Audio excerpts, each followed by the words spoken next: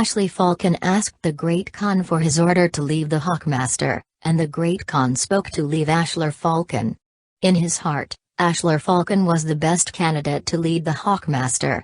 Heir is the only bondage of Ashlar Falcon. Now that there is no heir, Ashlar Falcon has decided to go. The Great Khan was helpless, so he had to agree to Ashlar Falcon and let Ashlar Falcon remember. Live, no matter where Ashley Falcon goes, he has a sincere heart for Ashley Falcon. After the Ashlar Falcon left, the Great Khan scolded Sheer angrily.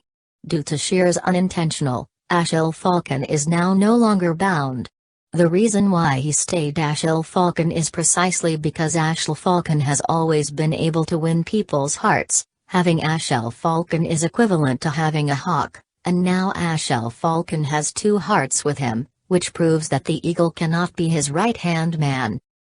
Chang Ji was lying sickly on the donkey cart. She had no desire to survive. After saying goodbye to Dawaran's son and Sichulanlang, she wanted to leave alone. Son Dawaran asked Sichulanlang to stop Chang, and the two exchanged hands. Chang's desire to survive was aroused, but she was not Sichulanlang's opponent, and was only beaten up by Sichulanlang to vomit blood unfainted.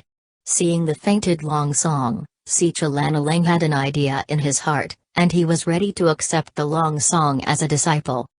Sheer initiated a secret signal, and Ashley Falcon came to see Sheer. Ashley Falcon knew that the reason why he escaped the Khan's investigation was because of Sheer's help, but he was not grateful to Sheer in his heart. Sheer never thought of killing Ashlar Falcon from beginning to end. He regarded Ashlar Falcon as his opponent and hoped Ashlar Falcon could stay.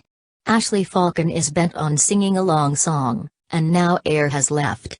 After he settles down with the falconer, he will find his beloved even if he travels all over the world. Seeing Ashley Falcon's firm appearance, Sheer also understood the reason why he lost to Ashley Falcon. At this moment, Mimi and Mujin came to look for the two of them. Mimi asked Sheer to inform Chang whereabouts. Sheer told several people that Chang was rescued in the south by the Central Plains, and he also dropped Chang. The wooden hairpin was handed over to Ashley Falcon, and this was the only thing he could make up for Ashley Falcon. Yi Cheng missed the Central Plains in the camp, and the Great Khan rushed to tear up the Central Plains drawings left by Yi Cheng, and angrily rebuked Sheer for his incompetence. Yi Cheng begged the Great Khan to give Sheer another chance. The Great Khan looked at Yi Cheng's weeping face, and only told Yi Cheng clearly that the position of the Khan has always been obtained by those who can, and Sheer is so useless. Not worthy of this position. In order to punish Yi Cheng, the Great Khan kept Yi Cheng in confinement for a month. Yi Cheng was extremely painful, but had to endure the humiliation. Ashley Falcon got the latest news. There was a donkey cart heading to the Central Plains. There were two men and a woman on the donkey cart. He was sure it was a Long Song. Long Song is still alive, and Ashley Falcon is now ready to set off to find Long Song. On the other side, Sheba also took the portrait to look for Chang on the street. She met Xufeng. Xufeng learned that Sheba had no harm in Chang, so he brought Sheba to see Lao Qin. Old Ken gave the 18 a secret signal, and planned to cooperate with the 18 to find the Long Song. Sichu fights against Chang every day. Although Chang has learned martial arts since childhood, he is not Sichu's opponent. Sichu wanted to accept Chang as a disciple. Chang didn't want to be a teacher, but when he heard Sichu's swordsmanship, he helped her get revenge, so he went to Luoyang as a teacher and went to Luoyang with him on the spot. On the other side, Sheba was looking for the Long Song, and unexpectedly met Ashley Falcon, and both of them also came to find the Long Song. Zhou Wu and Li Yan go to Luoyang. Zhou Wu sincerely regards Li Yan as his sister. The two met a group of refugees on the road. They killed the officers and soldiers of the Yamen and robbed all the food. Li Yan criticized this behavior, but was squeezed out by the refugees. Jiao Du passed the news of Li Yan's trip to Luoyang to Li Shimin. Li Shimin was very pleased. Now Luoyang is full of refugees.